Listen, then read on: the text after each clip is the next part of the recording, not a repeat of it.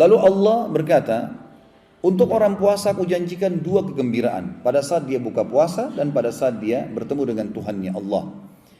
Apa makna di sini kegembiraan pada saat buka puasa, teman-teman? Ulama hadis mengatakan ada tiga makna di sini. Yang pertama, gembira karena haus dan laparnya hilang. Ini sudah umum.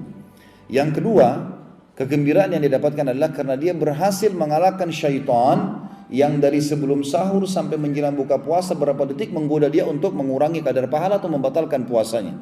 Begitu dia azan maghrib, dia berarti dia sudah menang. Seperti orang kalau lomba lari sudah sampai garis finish, musuhnya nggak bisa buat apa-apa lagi. Ini kegembiraan pada saat buka puasa.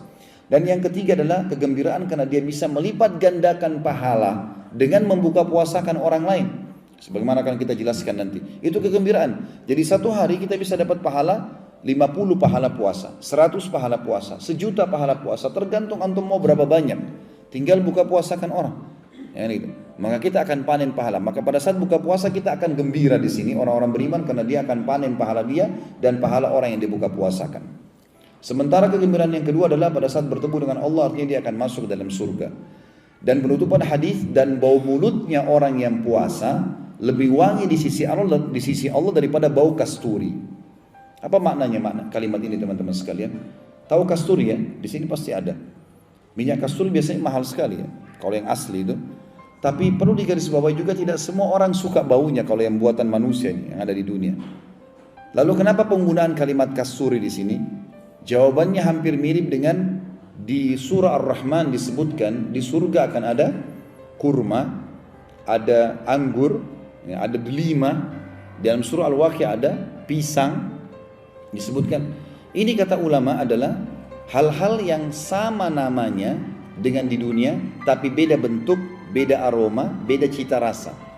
Jadi misal, masalah kurma di surga. Baginda Nabi SAW bersabda, sesungguhnya satu butir kurma di surga, satu butirnya seperti tempayan besarnya. Tempayan tempat makanan yang besar, bisa 10 orang makan. Satu butir kurma. Putihnya lebih putih daripada susu, manisnya lebih manis daripada madu, dan lembutnya lebih lembut daripada buih. Tidak akan pernah kita temukan di dunia ada kurma seperti ini. Warnanya putih, lebih putih dari susu.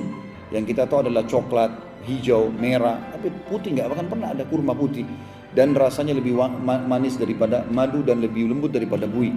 Tapi seperti itulah. Makanya kata ulama yang disebutkan di surga adalah sama dari sisi nama dengan dunia, tapi beda dari sisi bentuk, aroma dan cita rasa. Begitu juga dengan kasturi.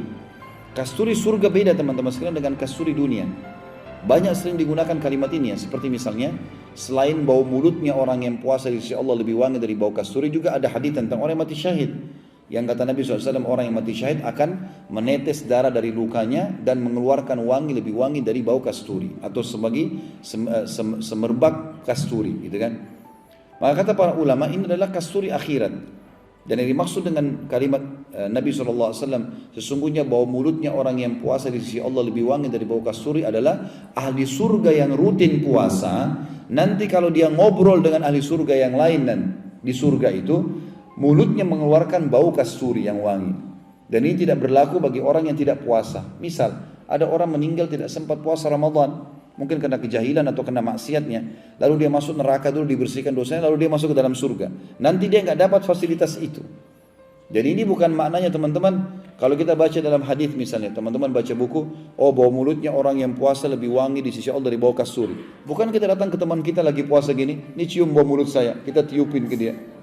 Itu bisa pingsan dia nanti. Karena pasti bau mulut kita ada, gitu kan? Jadi bukan itu yang dimaksud ya. Kalau antum lagi baca hadis ini, fahami. Ini maksudnya di akhirat nanti di surga. Kalau sudah masuk, bau mulut kita lebih wangi dari kasturi di surga nanti. Ini yang dimaksud. Orang puasa juga teman-teman sekalian kayak kita sekarang, ikuti dua syarat mutlak yang sudah masyhur. Hadisnya saya yakin sudah sering didengar. Adalah sabda Nabi SAW, hadis Bukhari Muslim, man sama Ramadana imanan wa ihtisaban ghufira lahu ma taqaddama min dhanbi. Untuk menambah ekstra yang kita bisa dapatkan lagi puasa, selain pahala yang lebih besar sampai 700 kali lipat mengalahkan ibadah-ibadah yang lain, juga kita bisa membersihkan semua dosa kita dengan puasa itu. Dan setiap hari ada pembersihan dosanya. Sebagaimana sabda Nabi SAW, siapa yang berpuasa Ramadan karena keimanan dan mengharapkan pahalanya, dua syarat, maka dibersihkan dosa-dosanya yang lalu. Apa maknanya keimanan teman-teman sekalian? Keimanan artinya semua orang pun tidak puasa, saya tetap puasa. Enggak ada urusannya antara saya sama Allah. Itu makna keimanan. Jadi bukan puasa karena nggak enak sama teman, nggak enak sama atasan, nggak enak sama pasangan hidup, nggak enak sama lingkungan, enggak. Memang karena Allah, itu keimanan. Siapa yang berpuasa karena keimanan, yakin ini perintah Allah dan mengharapkan pahalanya, maka dibersihkan dosa-dosanya yang telah lalu. Puasa ini teman-teman, harus diikutkan seluruh anggota tubuh kita puasa. Kalau tidak bisa sia-sia puasa kita. Mata harus puasa, telinga harus puasa, tangan puasa, kemaluan puasa, kaki puasa, semua puasa ini.